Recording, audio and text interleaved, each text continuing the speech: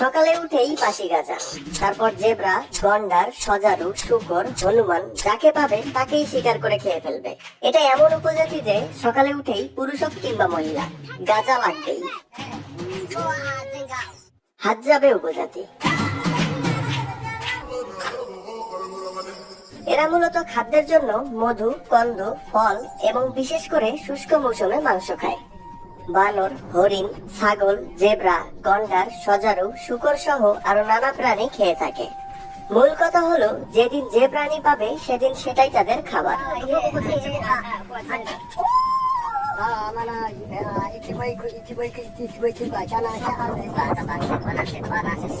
এগুলো রান্না করে নয়, পুড়িয়ে খায়, কিন্তু কিছু খাবার তারা রান্না করে খায়। তার মধ্যে গরুর মাংসের স্যুপ, বানরের স্যুপ এবং গাছের শিকড় অন্যতম। এই আদিবাসীদের জীবনের লক্ষ্য খুবই সোজা। সকালে ওঠো, সারাদিন শিকার করে খাও, রাতে ঘুমিয়ে পড়ো, এতটুকুই। শুধু যে পুরুষ শিকারে বা খাবারের সন্ধানে বের হয় তা না, মহিলারাও যায়।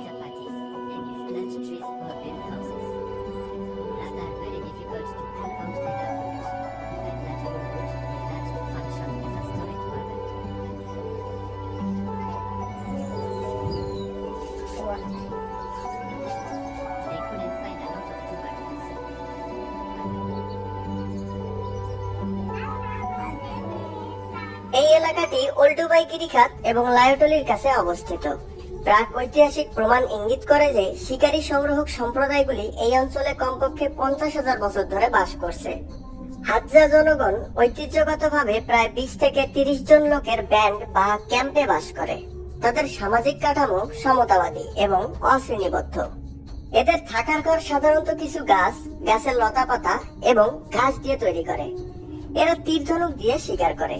শিকার করা প্রাণীর চামড়াগুলো বিভিন্ন কাজে ব্যবহার করে থাকে, তার মধ্যে ছদ্মবেশ ধরতে এবং রাতে ঘুমানোর সময় কম্বল হিসাবেও ব্যবহার করে। রাতে খুব ঠান্ডা লাগলে এরা ঘরেই আগুন জ্বালিয়ে নিজের শরীর গরম করে। এই লোকটি এই গ্রামের লিডার। এর নাম উচ্চারণ করার ক্ষমতা আমারও নেই, নিজেরাই শুনে নিন। হ্যাঁ, এটাই এনার নাম। তীর ধনুক একমাত্র গুরুত্বপূর্ণ মাধ্যম যেটি দিয়ে তারা শিকার করে। তাই সর্বপ্রথম সেটি ঠিক আছে কিনা তা ঠিক করে নেয়া। যে তীরগুলো বাঁকা থাকে সেগুলোকে আগুনের তাপ দিয়ে দাঁতের মাধ্যমে সোজা করে নেয়।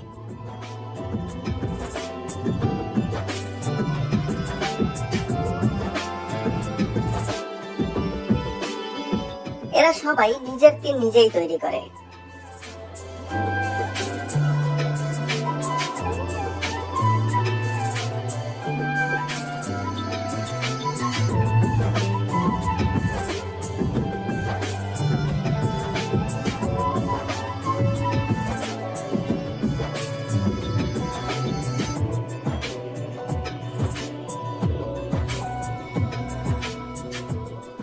যেহেতু ইনি গ্রামের লিডার, তাই গ্রামের শিকারীরা সকালে উঠেই লিডারের সাথে দেখা করতে আসে। শিকারে যাওয়ার আগে সবাই একসাথে ধূমপান করে। এরা বিশেষ ধরনের গাঁজা সেবন করে। তারা মনে করে শিকারের আগে গাঁজা খেলে তাদের টার্গেট আরো ভালো হবে এবং খুব দ্রুত শিকার করতে পারবে। তাই এরা সকাল সকাল প্রচুর পরিমাণে গাঁজা সেবন করে। এদের গাঁজা সেবন করার ধরন একেবারেই আলাদা।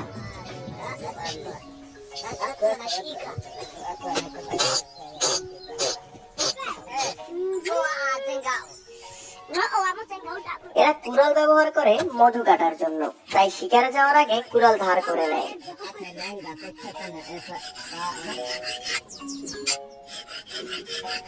কুড়াল ধার করার জন্য পাথরের ব্যবহার করে।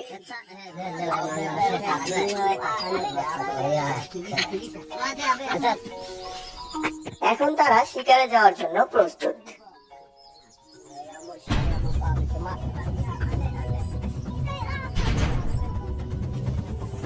এদের প্রত্যেকেই তীর চালাতে অনেক পারদর্শী।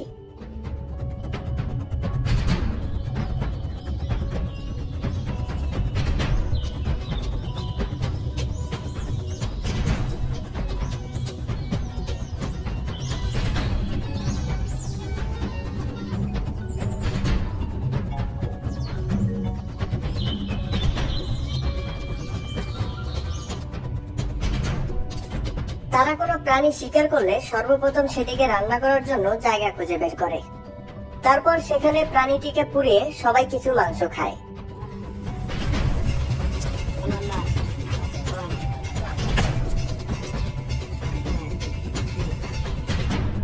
এবং বাকিটা তাদের পরিবার ও গ্রামের মানুষদের জন্য নিয়ে যায়।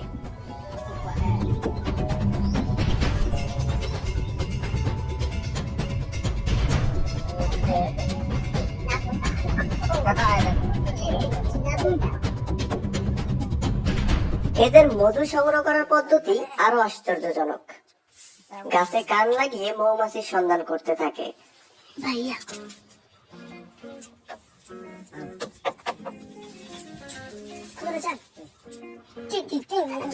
যখন নিশ্চিত হয় এখানে মৌমাছি আছে, তখন একজন আগুন জ্বালানো শুরু করে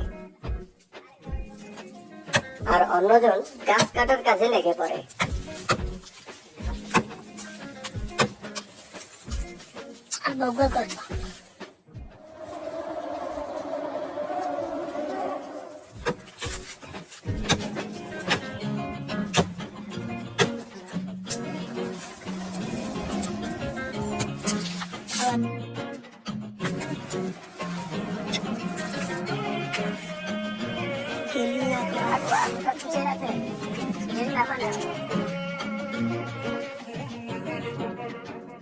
গ্রীষ্মকালে নদী শুকিয়ে গেলে এরা পানি পানের জন্য মাটির নিচ থেকে পানি খুঁজে বের করে এবং সেগুলোকে সংগ্রহ করে।